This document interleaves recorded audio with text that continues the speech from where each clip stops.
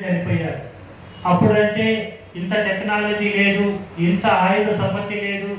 ఆయన కూడా వీరోచితంగా పోరాడి వేలాది సైనికులు మన తెలుగు వాళ్ళు కూడా చనిపోవడం జరిగింది.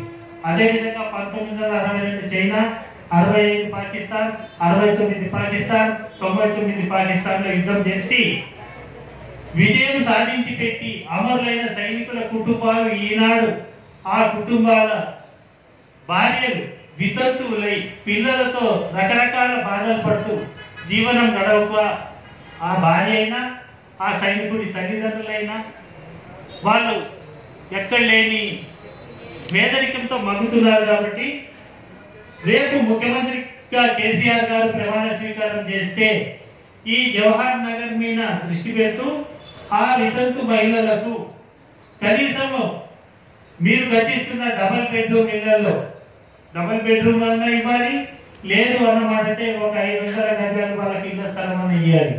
ఇది ఎందువల్ల అడుగుతున్నామంటే వాళ్ళ రుణం ఎవరు తీర్చుకోలేరు.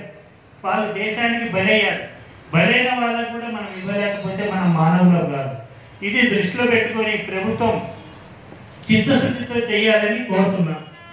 ఇకపోతే ఇప్పుడు రిటైర్మెంట్ అయిన సైనికుడు వృద్ధాప్యంలో ఆయన కానీ ఆయన భార్య కానీ చనిపోవటం వల్ల వాళ్ళు ఒంటరి వాళ్ళు అయిపోయారు. మరి వాళ్ళని చూడటానికి ఇంట్లో ఎవరు లేకపోవడం వాళ్ళకు రక్షణ కరువైంది. కాబట్టి ఈనాడు మన కంటోన్మెంట్ ఏరియాలో బ్రిటిష్ పాలకులు వదిలిపోయిన ఎన్నో పెద్ద పెద్ద బిల్డింగ్లు అటనే ఖాళీ పడి ఉన్నాయి. అటువంటి బిల్డింగ్లలో ఒక బిల్డింగ్ ఓల్డ్ ఏజ్ హోమ్ కింద ఇలా కన్వర్ట్ చేసి ఇచ్చినట్లయితే ఈ కుటుంబాలు భార్య లేకపోయినా భర్త లేకపోయినా ఒంటరిగా మిగిలిన వాళ్ళకు వాళ్ళ పెన్షన్ ద్వారా వాళ్ళ కుటుంబాలను పోషించుకుంటూ ఒకళ్ళ కథలు ఒకరు చెప్పుకుంటూ ఆ వృద్ధువులు బతుకుతారని సవినయంగా రిక్వెస్ట్ చేస్తున్నాం.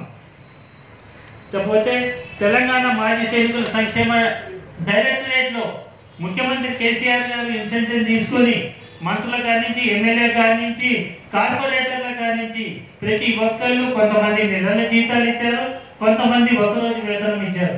ఈ విధంగా ఇచ్చింది కోట్ల రూపాయలు డైరెక్టరేట్లో నిక్షిప్తమైంది. అవి ఎందుకంటే సైనికుల సంక్షేమంకై పంచుతారన్నారు.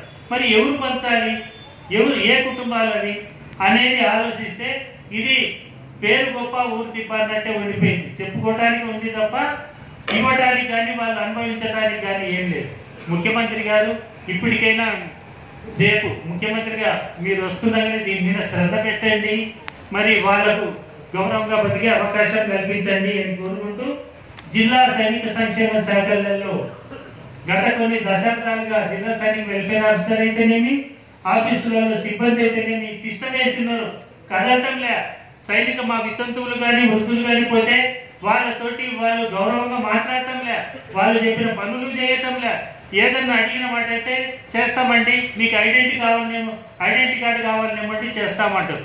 ఐడెంటిటీ కార్డు నువ్వు ఎట్టనేది ఇస్తావయ్యా, ముందు మాకు బ్రతుకు తెరువు కావాల్సినటువంటి సదుపాయాలు కానీ వస్తువులు కానీ కల్పించే విధంగా ఏమైనా చెప్పండి అంటే అట్ట వాళ్లకు 1కి 10 మాటలు తిప్పెట్టాలకనే ఈ ఇల్లు ఆఫీస్కు పోవటమే బంద్ చేయడం జరిగింది.